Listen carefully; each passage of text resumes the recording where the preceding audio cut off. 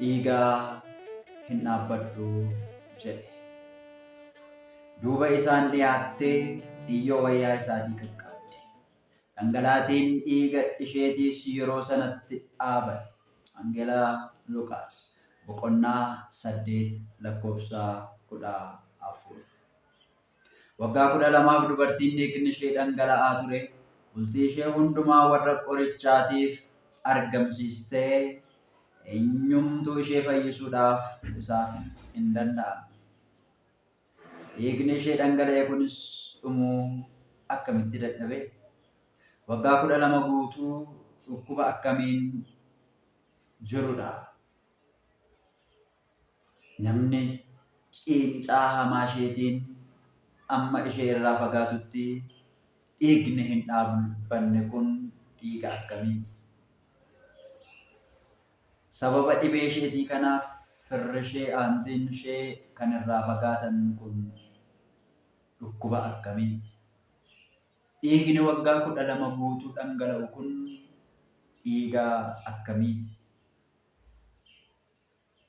Akkamiin dhaabbachuu dide? Akkamiin dhumuu dide hoo? Lolaatii dhiiga warra qoricha dhaabuu hin dandeenye abbaan qorichaa Naazreetichi qamisii isaatiin qofa dhaabe.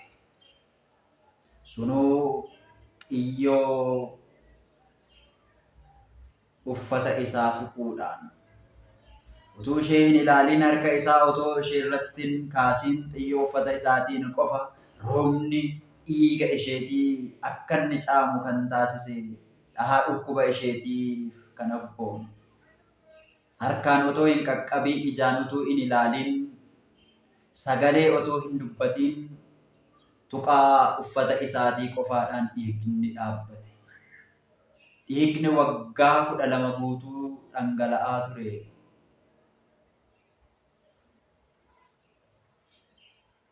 Caafii uffata isaatii yeroo tuqxetti irraa dhaabate. Fayyinni kun fayyina akkamiiti? Ogeessi fayyaa xiyyoo uffata isaatiin qofa fayyisuu ogeessa akkamiiti kun? Utuu beellama siif hin qabaatiin, utuu sin haasofsiisin, ol jedhee otoo sin ilaalin yommuu isa tuqxutti qofa kan isaan fayyitu, kan isaan fayyina argattu, kan isaan wal'aanamtu kun inni ogeessa fayyaa isa qoricha siif ajaju otoo hin ta'in ofuma mataa isaatiiyyuu isa qoricha ta'edha. Xiyyoo uffata isaatii kan tuqe erga fayyeetii kanneen foon isaa nyaatan, dhiiga isaas kanneen dhugan attamitti haa fayyan laata? Isaaniif hoo fayyina akkamiitu kennamaaf laata? Erga warri uffata isaa tuqanii dhiigni waggaa 12 guutuu dhangala'aa ture kan dhaabbatu erga ta'e, warri foon isaa kabajamaa nyaatanii dhiiga isaa qulqulluu warri dhuganoo fayyina akkamiitu isaaniif ta'a laata? Ishee fayyisuutiif yaadee hin turre. Ishee fayyisuudhaaf karoorsee bakka sana hin deemne. Mucaa dubaraa waggaa 12 kan taate du'aa kaasuudhaaf otoo deemaatti jiruu garuu achumaan miilli daandiin walitti fidee du'a ijaajjii waggaa 12 ishee rakkisaa ture irraa ishee fayyise. Kan firri irraa fagaate aantiin irraatii eessa? Kan hiriyoonni maatiin ollaan irraa fagaatan dhibee kanarraa ishee fayyise. Qoricha addunyaa yookaan madaanii aalam maqaan isaa bara hamma baraatti haa jajamu. Gara dhukkubsataa utuu hin naqiin jecha isaa qofaadhaan dubbatee isa fayyisu. Mana dhukkubsataa seenee siree irratti kan fayyisu, utuu fayyisuuf karaa irra bu'ee jirus inni fayyisu. Maarree dhiigni dubartittii itti hin dhaabu jedhee xiyyoo uffata isaatii qofaadhaan kan gargar kute. Yaa gooftaa dhiiga koo naaf hin dhaabduu laata? Eeyyee anaafis dhiiga koo naaf hin dhaabduu laata? Dhiiga maaliitu si dhangala'ee beeka yoo naan jetteef, dhiigni cubbuu jedhamu yoo natti dhangala'u sitti mul'atu laata? Atoo jecha keetiin cubbuun keessan yoo akka dhiigaa diimatte akka jirbii iddamaa addaati jettee miti? Akka dhiiga kan diimate cubbuu kooti. Eeyyee inni akka dhiigaa diimatee jiru cubbuu kooti. Eeyyee utuma dhangala'uu kan dubartittii caalaa kan ture. Dhiiga dubartittii caalaa inni dhangala'aa ture. Dhiigni inni diimaan narraa dhangala'u cubbuu koodha. Nan dhaabas jennaan naaf dhaabbachuu didee.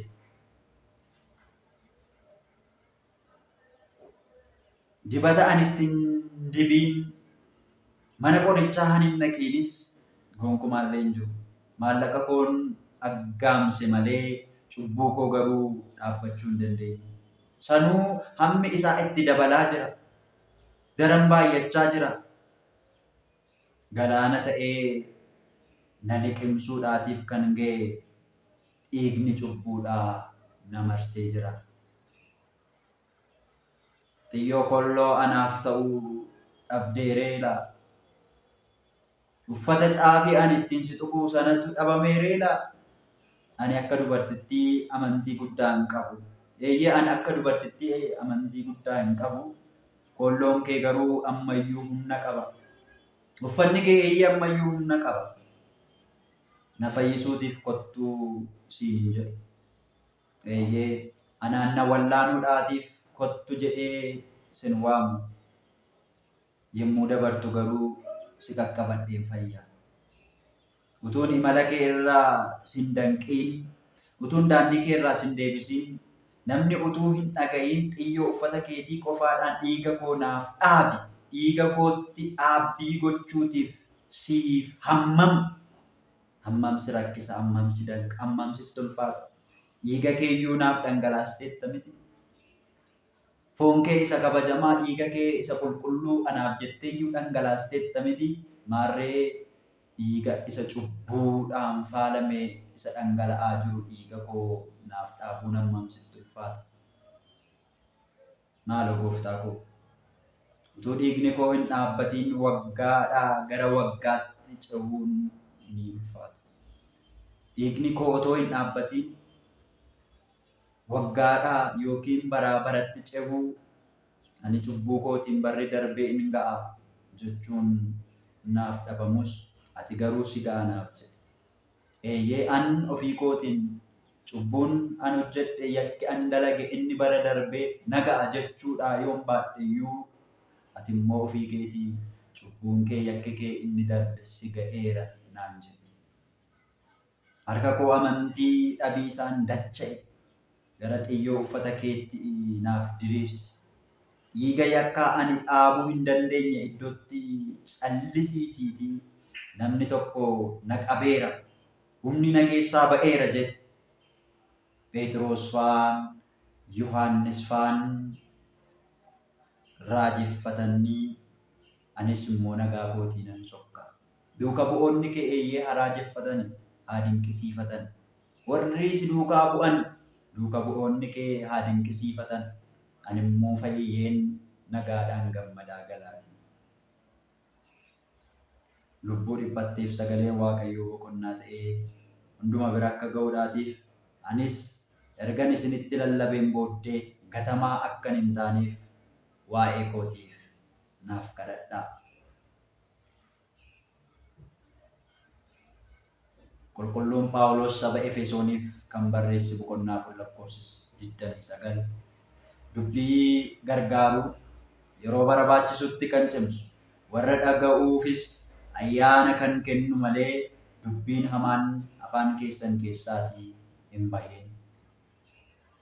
Bara haaraa bara fuuldura keenya jiru, bara gaabbiin jiraan, bara qalbii jijjiirrannaa akka nuuf ta'uuf gara Waaqayyootti deebinee isaa wajjiniin akka jiraannu eeyyamaaf tola Waaqayyoo nuuf haa ta'u.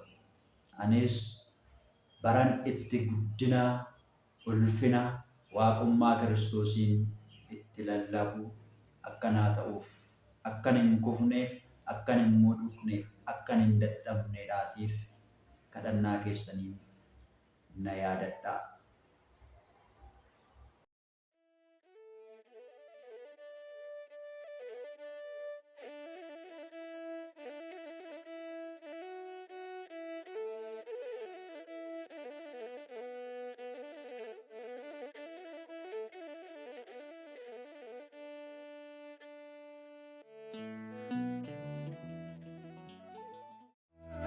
Idi ada galanni keenya